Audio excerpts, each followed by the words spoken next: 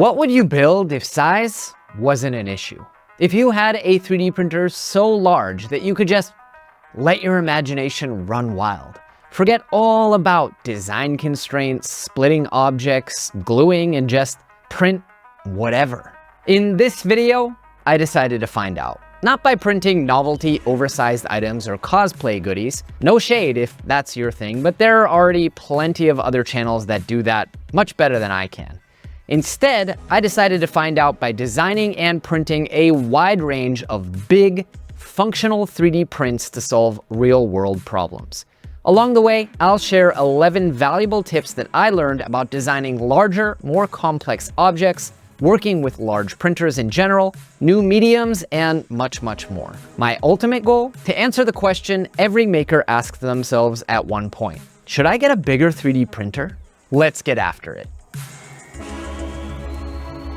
For this challenge, we're going to be using the new Sovol SV08 Max because it is one of the only printers on the market that offers an impressive 500 by 500 by 500 millimeter build volume.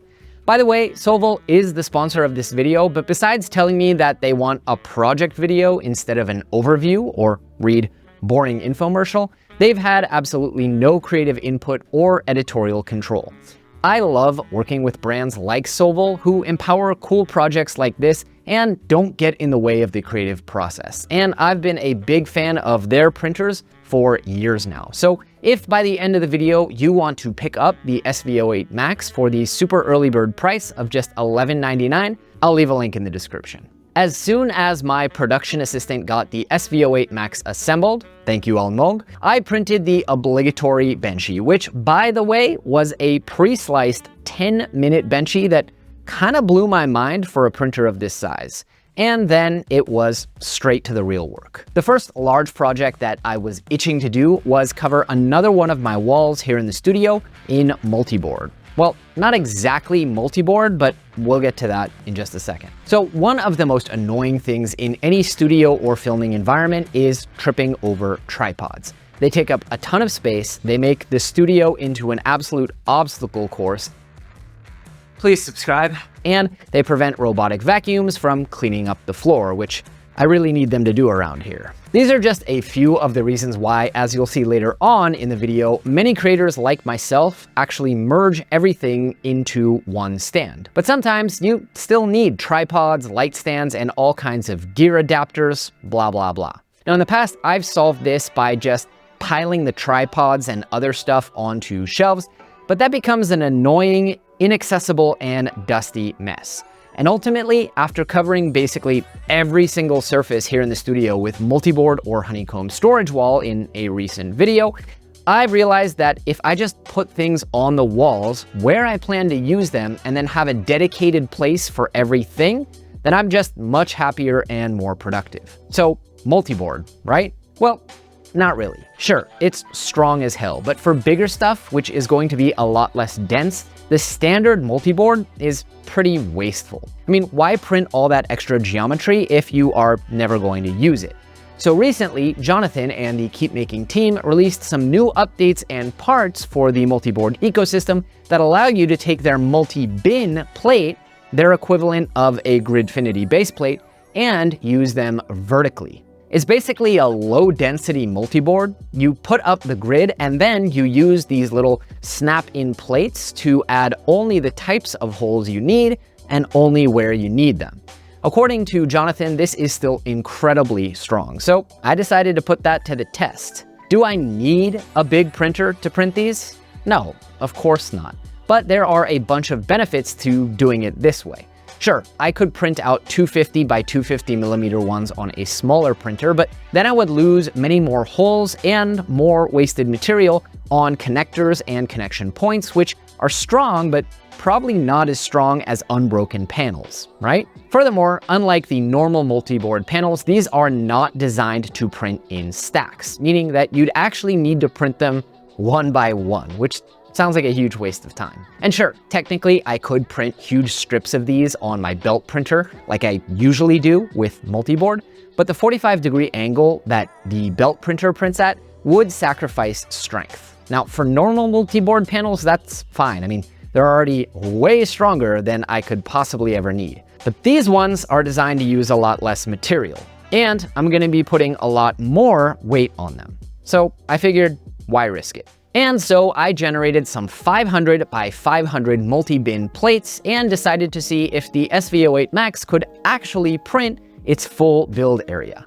Long story short, I did have a few print failures because some macro somewhere was trying to move the print head out of the area to Y-1, but that was actually a really easy fix. I just increased the minimum position to -2 and the printer seemed just fine with it. Now, this is a very big, very flat print on an open printer, at least until Sovol gets around to shipping me the upcoming enclosure kit. The printer sits right in the middle of the room with drafts going through it, and it goes all the way to the edges of the build plate. So I was rightfully really worried about drafts and warping. So I modeled up some little patches in the slicer to increase bed adhesion around the corners. I thought this was very clever, but unfortunately I wasn't very careful and they ended up floating in the middle of the model. Oops. Fortunately, I did take another precautionary measure. I applied the new Super Tack edition of channel sponsor Magigoo to the edges of the build plate. Then I closed my eyes and just hit print. And to my surprise, the SV08 handled it like an absolute champ, churning out a full 500 by 500 plate in just 12 hours. No warping, no detaching from the build plate, just a perfect print. So over the next few days, I would come into work, remove the finished plate, and just hit reprint. And in 3 days' time, I had the 6 panels necessary to cover the entire 1.5 by 1 meter wall. Instead of 24 prints on a normal printer, I got the project done in just 6, which was super convenient. To be honest, I'm actually not too sure how much deeper you guys want me to go into the whole world of multiboard after my last video about it. So for the purposes of this video, I'm not going to talk about all the details on how I connected the panels, how I outfitted the wall, how I designed my own custom mounting solutions using the multiboard standard, any of that.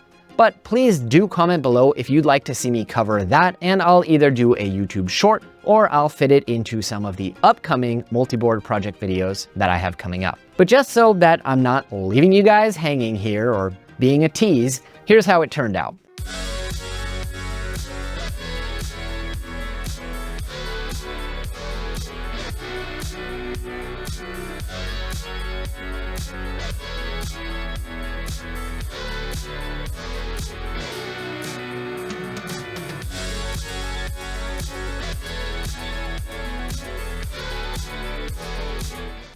I think it looks pretty awesome.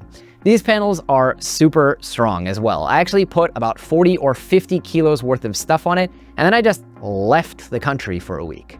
I also love how I don't have to waste a lot of the squares or plastic on connection hardware or anything like that. So I'm calling this one an absolute win for the big printer, but let's see what else we can make, shall we?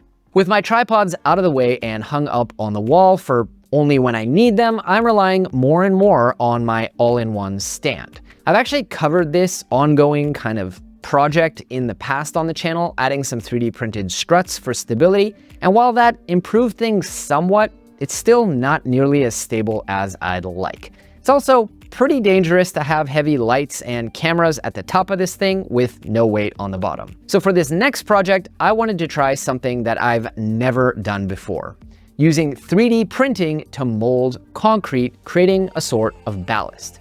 Actually, I've never worked with concrete at all, but I got this idea from this awesome maker channel that I follow. I'll link it down below, and I just had to try it out. Now, in one of my first videos, I discovered that if you need to add a lot of weight to a 3D print, it can get really, really expensive really fast to use even the cheapest form of metal hardware. And while I'm sure that I could find scrap rebar out there in the garbage bins of some of the local construction sites, you still end up with a lot of empty space in between the rebar. So to prep for this project and experiment a little bit with the concrete before committing, I went back and I filled some old projects with concrete. That worked out pretty well, so I jumped into CAD and just started designing.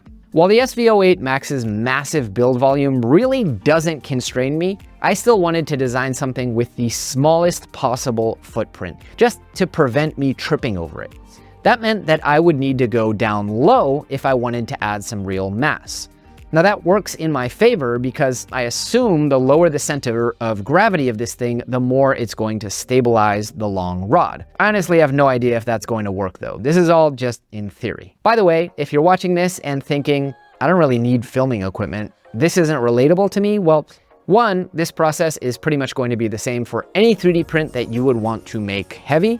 And two, my electrician already asked me to make one of these for his outdoor umbrella. So don't click away just yet, because I think this is going to be really valuable. Modeling this thing was honestly the easy part. Obviously, it needs to be pretty big in order to reach any kind of significant weight, and ideally it should be one big piece so that it's strong enough to withstand the force of the concrete pushing the walls out. But because it's so big, I actually used a pro tip that I learned from Michael over at Teaching Tech, and one that I wish I'd used much more consistently in the upcoming parts of the video. I printed a small slice of the model to test the fitment before printing the entire thing. Then, and here's another pro tip, I switched the material in my CAD program to concrete and let it calculate the mass based on the volume. Obviously, it's not 100% accurate because the thickness of the walls and any infill is not concrete, but rather plastic, but it's close enough to tell me if I'm approaching the maximum rated weight for these tripod legs. I tinkered around with the height, the cutouts, and the protrusion of the legs until I was happy with an approximate weight of 12 kilos. Then I modeled up a lid for after I'm done pouring the concrete, and it was all easy enough. The part that I was most concerned about, though, was what goes inside. Like I said, I don't know much about concrete, but I've watched enough Colin Furze videos to know 3 things about it. 1, it's heavy, and it's going to apply a lot of pressure to the walls of whatever you pour it into, potentially expanding them outward. 2, it needs some sort of reinforcement inside, like rebar, for it to actually be strong under tension or flexion. And 3, it's clumpy, and it doesn't like to flow into tight spaces, especially if you don't have a proper concrete vibrator. For all these reasons, I settled on some very large triangular infill, figuring that this would give me the best compromise between supporting the outer walls while still having large enough cavities in the middle that concrete could flow into. I also printed with extra thick walls because I'm really not sure how strong these thin strips of concrete on either side of the legs will actually be, especially in the vertical plane. And I don't want the concrete to shatter if I accidentally kick the ballast, which is probably going to happen a whole lot. Printing this thing out on the Sovol SV08 Max was, once again, a non-issue. I didn't have enough of this specific orange PLA from Sunlu, so I decided to just use their filament splicer to splice in some Polymaker Galaxy Black, committing the cardinal sin of unspooling a roll of filament in the process. The goal was to make orange and black stripes to increase visibility, and I think it turned out okay, but you can definitely see where I also then ran out of the Galaxy Black. I was really grateful that the SV08 Max has not only filament runout detection, but also tangle detection, because a few times my splices just weren't all that clean and they got stuck somewhere along the filament path, which would have been an absolute disaster had it just kept printing. With a part printed, it was time to mix and pour the concrete. And here, again, I learned a lot. I learned, for example, that ideally you want to mix and pour concrete wearing a new pair of shorts, white if possible. I also was told by the guy at the building supply store that the ratio of concrete to sand to pebbles needs to be pretty precise, so I made sure to measure everything carefully.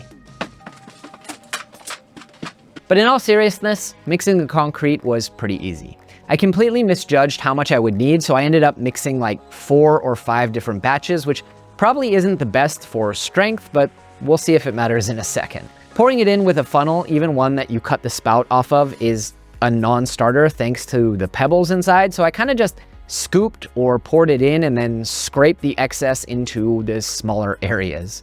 In retrospect, rectilinear infill might have been a better choice, but this worked out just fine.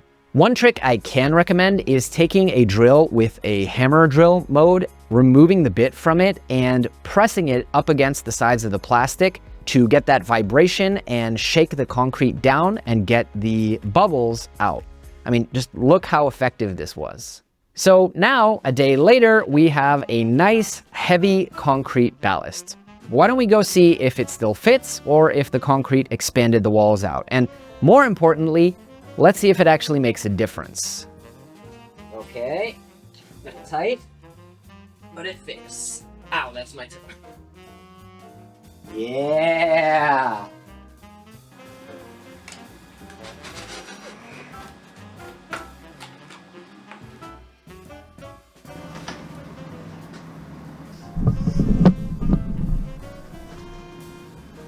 Well, poop. So, yeah, it fits perfectly, but it doesn't really make the stand all that much more stable. Maybe a little bit, but not all that much. Not as much as I was hoping, at least.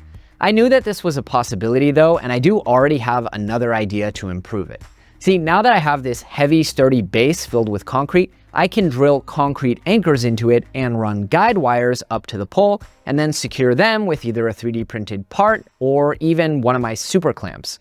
This is something that I actually couldn't do before because the legs themselves are designed to fold upward when you pull them. Plus, this definitely makes the stand much more stable and safer, allowing me to mount heavier things higher up without worrying about it tipping over. So this project wasn't a complete waste of time, at least that's what I'm telling myself, and I will get around to adding those guide wires a little bit later. Ultimately, I really enjoyed getting to experiment with the combination of concrete and 3D prints, and I'm really looking forward to finding more ways that I can combine these two together. For now, let's move on to the next project. At this point, I was ready to take on a new kind of challenge, something with multiple parts printed in a different material. And I learned so much in the process. So where I live, we are overrun with these obnoxious, day-biting Asian tiger mosquitoes. You know, the little black and white. It's a really serious problem, so bad that my family and I can't even enjoy our backyard. Now, these mosquitoes are a little different than the normal ones. They aren't attracted to UV light or even CO2. They're attracted to human scent, which is, number one, really, really creepy, but also means that normal traps don't work. Now, there are commercial traps available on the market which work using a patented BG scent kind of bait that mimics the smell of the human body. These traps are really expensive, but I purchased one a few years ago, and I gotta admit that they really, really work where you place them. But my garden is split into 3 separate segments, and we still get bitten like crazy in the other 2. Sure, I could spend another $500 on 2 more traps, plus another $45 per trap for bait that needs replacing every 2 months. But looking inside this trap, it's actually really, really simple. Basically, it's a fan, a net, and a basin with a mesh lid to distribute the scent. The fan sucks in air from the middle, opening the ceiling flap, sucking the mosquitoes into a mesh bag, and dehydrating them, while pushing the air around the basin where it picks up the scent and distributes it outwards. Simple, elegant, and effective. Also, probably $20 worth of plastic and a $2 fan. And yes, there is actually already a design out there for a 3D printable one, but it's really flimsy and it gets knocked over at the slightest wind. So I decided to design my own. I wanted to create a design that was 100% 3D printed, except for a readily available 120mm PC fan.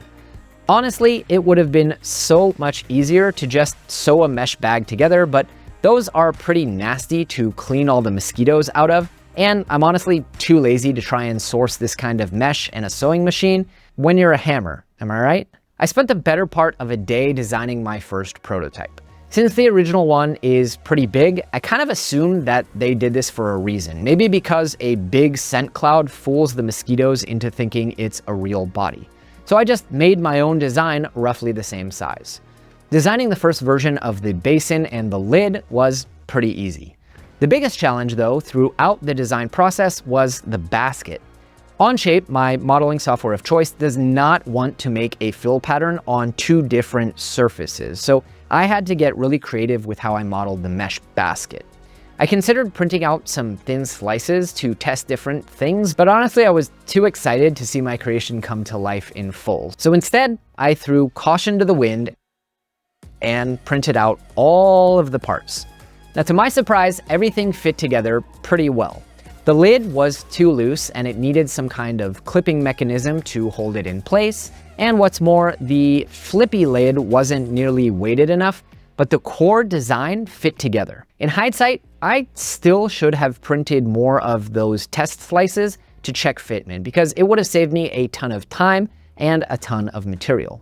This kind of reminds me of a philosophy that I learned when I was in the startup world, which is using minimum viable products, or in our case, minimum viable prototypes, to test assumptions and fail faster so you can iterate faster. Basically, think of lower commitment ways that you can quickly validate assumptions or different components in your design without actually building and printing the entire product. For example, I could have printed out just a slice of the top rim of the basin and the lid to test fitment and discovered that I needed a clipping mechanism without printing the entire thing. Side note, while the first half of the print turned out beautifully in PETG, I ran out of filament midway and then the printer sat overnight, and when I finally reloaded filament and restarted the print, the cooling caused warping and layer separation, destroying the print. Not a big deal, it's just a prototype, so I just welded it back together for testing purposes.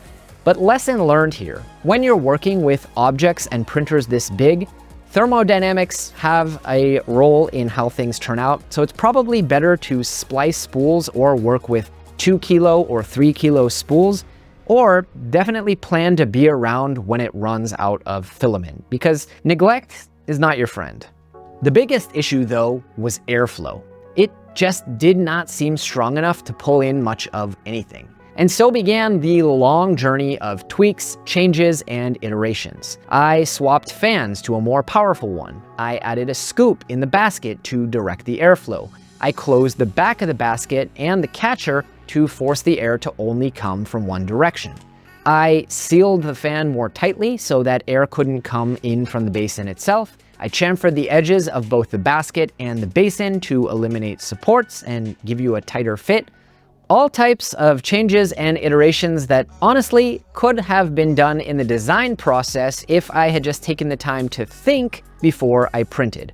And that's, I think, a really important pro tip when working with such large models. If you're like me, you're used to just printing out prototypes and holding them in your hands while you think, test them, and tweak them as you go, especially if you recycle your PLA prototypes like I do. But when you're working with something this large that takes so long to print, it really makes sense to really think through all the possible issues 2 to 3 times on paper before hitting print. Routinely throughout this project, I would send off a prototype to print, but before it even finished, I already had a brilliant new idea for fixing some other aspect of it. If I'd just taken the time to sit with my thoughts and think things through and imagine, for example, how the air would flow or how the lid would sit, things like that, I could have saved a ton of time and a ton of material. Most of the changes involved the basket. As I mentioned before, my CAD software would crash or go really slowly with so many different holes,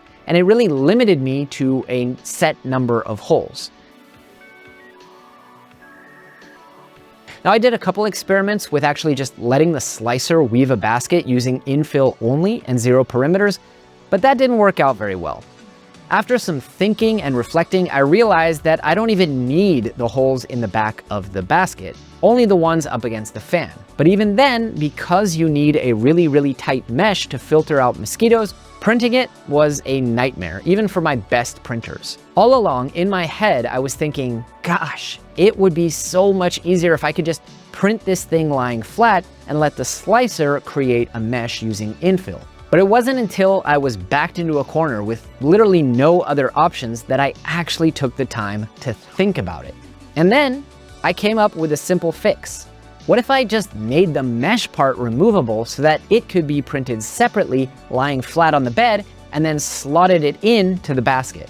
Then I could easily control the filter size in the slicer, printing out as many different options as I wanted quickly until I found the perfect one that balanced airflow but still filtered the mosquitoes. Plus, that would mean my CAD software would stop crashing so much. Come to think of it, that's another pro tip that I learned throughout this project.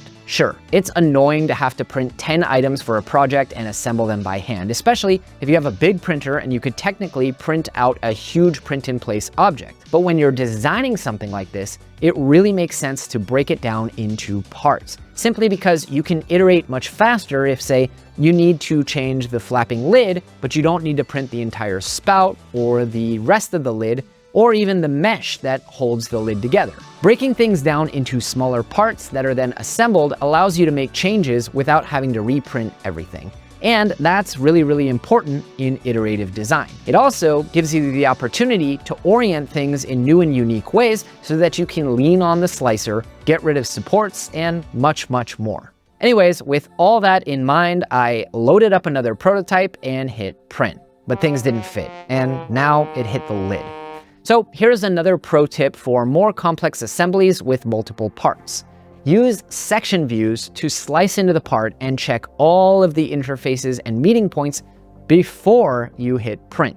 It's much easier to slice through and check in the slicer or in the CAD software than it is to wait 10 hours only to find out that the changes you made now cause this part to bump into something else or make the part too weak to actually hold. So yeah, section view. Useful stuff. I'll spare you guys the gory details of all the changes, iterations, etc., but I do want to share what I think is another really useful tip. Throughout the design process, I was able to reduce the amount of prototype printing and increase my iteration times by just simulating the changes I wanted to make in CAD using hand tools. For example, instead of printing another entire version of the basin or even a slice of it with a 45-degree chamfer, I just put a 45-degree chamfer in with a router, which allowed me to test assemble an earlier prototype with the new basket, check the other fitment areas. Basically, it allowed me to skip an entire round of printing and testing. But hey, at this point, enough about the design. Let's skip to the important part. Does this thing actually work? Is it powerful enough to suck in the mosquitoes? And once captured, do they actually stay in there? Well, I printed out another prototype and loaded up some of that expensive BG scent to test it out. I did have some issues printing PETG on the SV08 Max, as other reviewers have noted, but I've already spoken with Sovol and they assured me that they're on top of it and will have much better profiles available before the printer ships to backers. Apparently, the core of the issue has to do with the temperature differences between hardened steel nozzles that ship with the printer and brass high-flow nozzles like the ones I'm using. And there are different types of PETG that are behaving differently than their own brand. That tracks since my issues became exacerbated when I swapped to a high-flow brass nozzle, and both myself and some other creators have found that some PETG works much better than others. Fortunately, I've been doing some filament tuning, which I probably should have done to begin with, and I already have profiles that work pretty well for my favorite brand of choice, which is Polymaker. So I'll make sure to share those profiles with my Patreon supporters and YouTube members when I get them dialed in, as I always do. But as you guys know, PETG sucks anyways. It's the worst filament ever created. I don't know why anyone would ever want to print it, and you should just print ASA instead. And big up to Polymaker for making ASA that has warp-free technology and can be printed on an open fan. Anyways, with a new prototype in hand, I wired up the fan temporarily, set it out in the garden for the day, and took off for work. So why don't we get out of here for the day and let's go check it. What did we catch today? I think we got something. Yes, it works. All right, day 2. It's now been outside for a day, a night, and then another day. Let's see what we got. Oh, wow. That's a lot of mosquitoes, and they're all stuck in there. Die, you little... Oh yeah, V2 has been outside for just an hour. Already extremely effective. So yeah, I'm calling that a success. The trap already works, saving me about $500, and I plan on continuing to refine small things like the filter density, the weight distribution of the flippy lid, and I've got some other cool ideas for this thing. Links will be in the description, by the way, if you want to remix it and make it your own. So there you have it, a small taste of the types of functional projects that you can build with a bigger 3D printer. plus 11 useful tips to help you save time and money when designing your own large projects. Having a printer this large is already saving me a lot of time and hassle, but really, I'm most excited to see what new types of projects the SV08 Max unlocks for me. But I'd love to hear from all of you guys in the comments below. What should I print next? Massive concrete molds, unique furniture designs, a massive 3D printed Pelican case? That's all for this week, but I'll see all of you on the next layer.